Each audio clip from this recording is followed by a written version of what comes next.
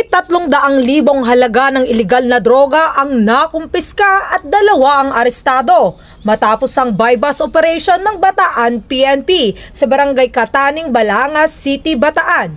Ayon sa ulat ng Bataan PNP, aktong nahuli ang mga sospek sa pagbebenta ng iligal na droga matapos bentahan ang mga undercover nating mga kapulisan. Kaya naman agad na naaresto ang 2 sospek dahil sa mabilis na aksyon ng Bataan PNP. Dahil dito, nahaharap ang mga sospek sa kasong paglabag sa RA 9165 o Comprehensive Dangerous Drugs Act of 2002.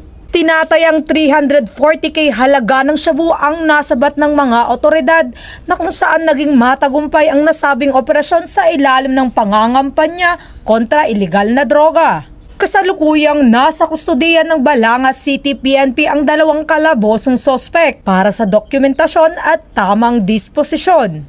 Mula dito sa Police Regional Office 3, ang inyong PNN correspondent, Police Corporal Giselle V. Rivera, alagad ng batas, tagataguyod ng Balitang Pulis.